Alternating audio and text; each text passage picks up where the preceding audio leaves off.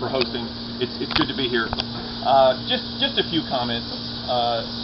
Those of you who were at the LD15 picnic realize that one of the worst things you can do is give me a microphone, and I don't need a microphone here. But just a few comments. I wanted to talk about optimism and why I'm running, and tell you a little story along the way.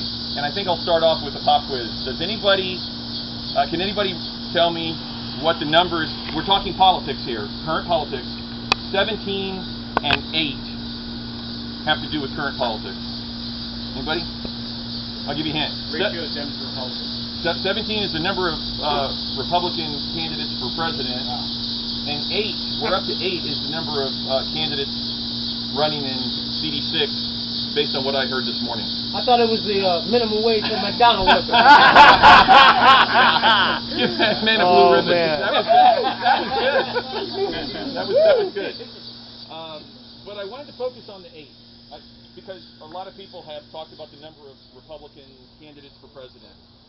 And a lot of people locally have been talking about the number of candidates running in CD6. Last year it was Dan Bongino and Harold Painter. And now we're up to 8, and it's only mid-August, and the filing deadline is, what, February 3rd, Ryan? Anyway, there's a lot of time for more people to jump in. There's also time for people to drop out. But I wanted to focus real quick on why I believe there are so many people running, and it has to do, again, with optimism. I've been listening to people talking, and they're saying, well, Larry Hogan pulled off this incredible, amazing upset. He's the governor of deep blue Maryland, and it gave a lot of Republicans hope, and they're coming out of the woodwork. And there's probably some truth to that. I've heard other people say it's because of the fantastic candidate who now lives in Florida, who blazed some trails before us in the last 2 years in CD6, and there's probably some truth to that. But I have my own theory. I can't speak for the other candidates, the other 7 so far who are running in CD6, but I can speak for myself. The reason that I believe that there are so many candidates running, and certainly the reason that I'm running, is because of optimism. And I'm going to tell you about that momentarily, but I want to start off ironically with sharing a story that happened just the other day on the Metro. Dan, you take the Metro every day, don't you? I do. And it's a story that is ironically, but hang with me, bear with me, a pessimistic story that will lead to optimism. I, ironically, through happenstance, happened to be sitting right next to 2 people, right behind them. They were both talking. The car was almost empty, a few other people in the car, and they were both talking quite loudly. They were talking about the state of this country. And there was a woman, and she was talking, and she said, the economy is terrible, which it is. And everything she said, you might imagine. I mean, you can fill in the blank. You know, we've got a stagnant economy when it comes to economic growth. We've got one of the most anemic recoveries in the history of this country for the last X number of years. A record number of people on food stamps. Almost half the country receives some kind of a check from Uncle Sam. We're pushing $18 trillion in debt, on and on and on. You can fill in the blank. You get the point. And he hadn't said anything, and she finished by saying, you know, I'm just really sad for the young people of this country and for future generations.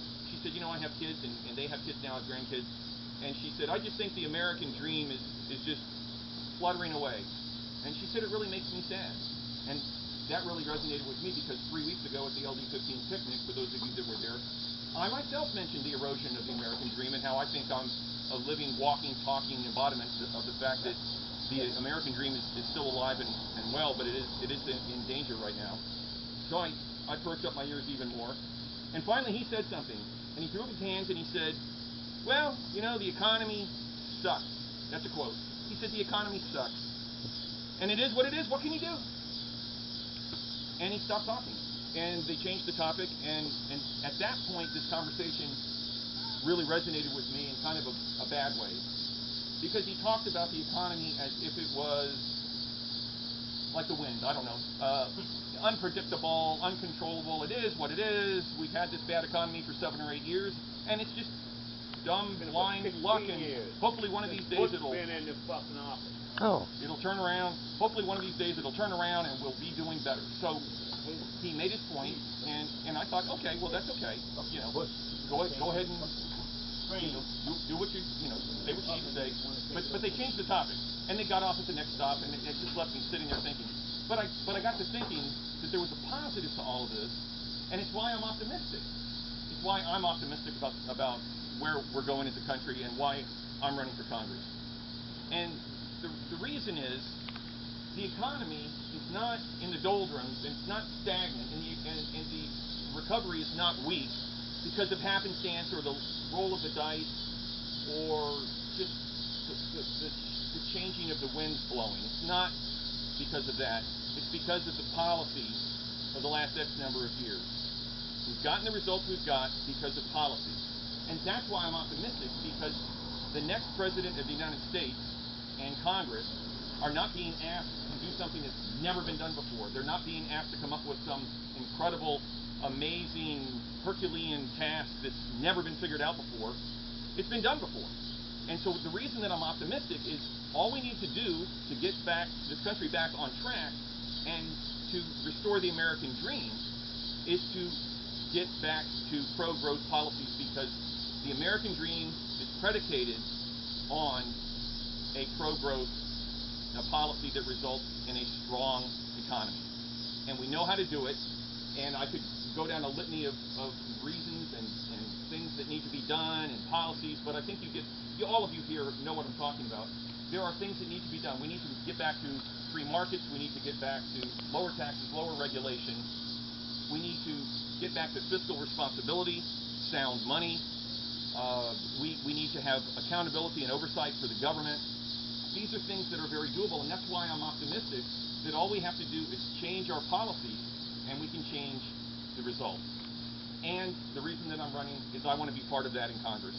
I want to go to Congress to be part of that change of congressmen who vote for pro-growth policies to get the country back on track and to get our American dream back on track so that future generations have the same opportunities that we had.